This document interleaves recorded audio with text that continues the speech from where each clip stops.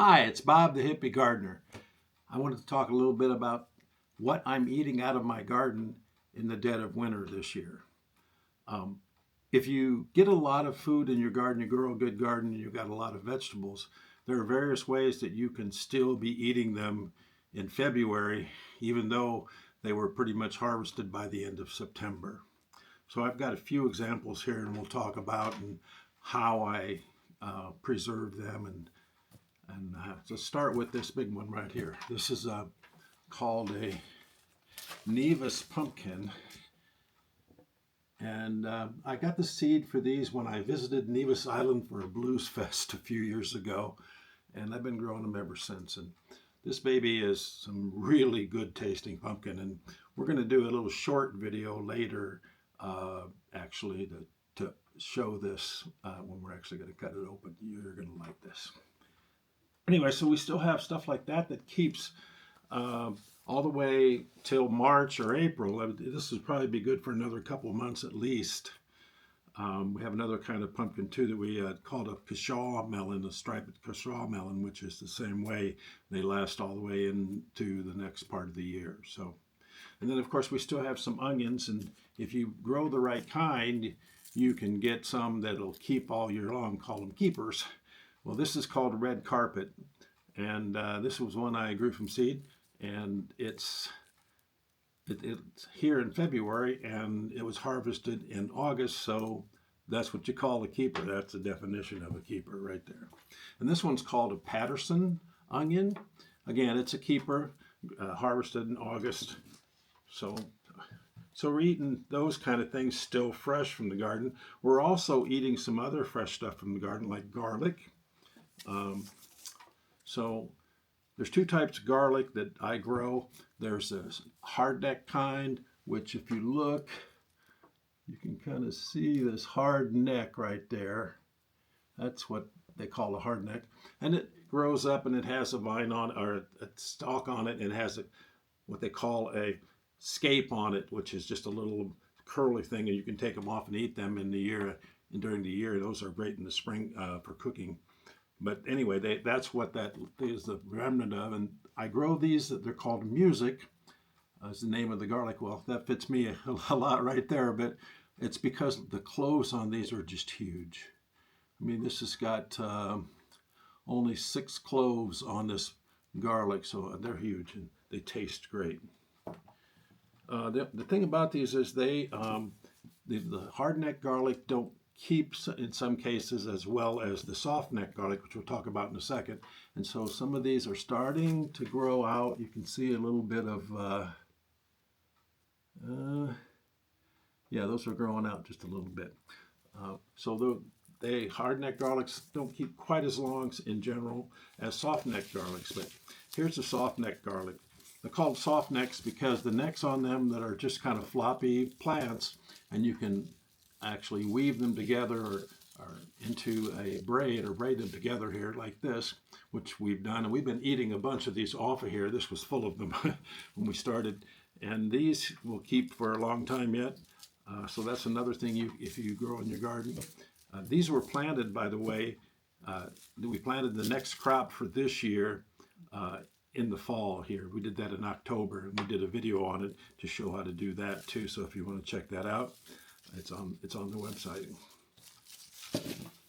The other thing we do with onions and then these kinds of things is we also can dry them. So we have here some dried leeks, and these are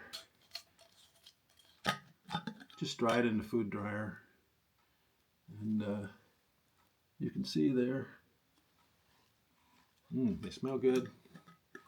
I have a kind of a desiccant in there. It's not actually a desiccant, it's actually a clay packet that absorbs some moisture in there to keep them dry. And then these are actually some red onions that we had. We had so many of them that I dried some of those too. When you dry things like this, if you have a food dryer, you can do it very easily, or you can do it in your oven if you have an oven that goes down low enough to dry them with the door open a little bit. But these, the way you reconstitute them when you want to actually cook with them, well, all you need to do is put boiling water over the top of them and put a little cup on top of them, let them sit there for about half hour, and then you would cook them in whatever dish you're making, just like you would raw onions, because technically they're still raw.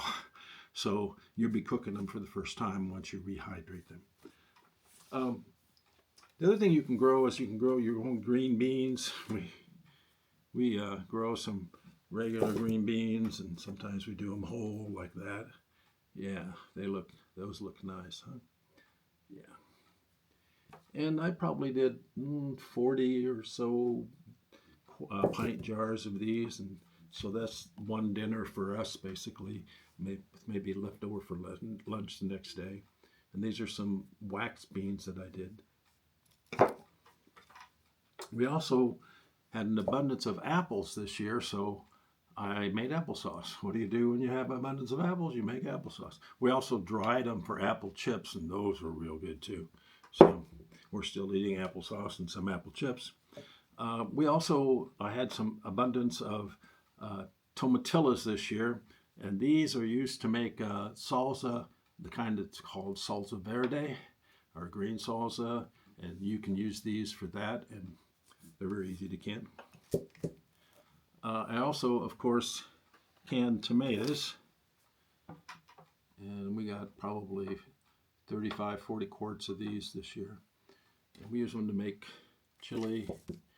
I made pizza sauce the other night with one of these from scratch. It was really good. The other thing you can do with tomatoes is you can dry them. And here I've got some that we dried. These are just some cherry tomatoes that we dried. And those were some really sweet cherry tomatoes. And so you can reconstitute those and throw them on top of pizza. One other thing I found that you can do with these little cherry tomatoes like this that you dry is I actually just put them in some high quality olive oil. Now, I didn't really think about the physics of it at the time, but I should have. But when you put oil on something that has no moisture in it, it coats it. So I thought when I take these out to throw them on a pizza, they would be just soft and pliable, but no, they're crunchy, just like the ones in this jar, in this container here, because that oil sealed in that dryness in them, and they store. So these are actually really good as croutons on your salad. Wow, just figured that out the other night. And of course, we also have just regular dried onions that are sliced, and these are some various varieties of heirloom homegrown tomatoes, and so there's a bunch of them in there, a bunch of different kinds. What you can do with these, if you want, is you can put them in your blender or your food processor and make a powder out of them, and then you can use that, say, in a meatloaf. So you can just put those in with your meat when you make your meatloaf. So that's really a good thing you can do with those. We also dried a lot of peppers this year. So we got these serrano peppers here, the red ones, and then at the end there were some green ones too that we just dried up. And those are really good peppers for pizza or whatever you want to use them. As pepper flakes, you can grind them up. And then we also had some regular just peppers. These are red peppers, yellow peppers. There's some green ones in there. And so those are just peppers that are dried. And you can reconstitute those and then throw them on pizza. That's something you can do. So the other stuff that we have at the end of the year when we're done with our gardening is we have lots of potatoes and sweet potatoes. But we ran out of sweet potatoes. We like them a lot. And we ran out of sweet potatoes probably about 3 weeks ago.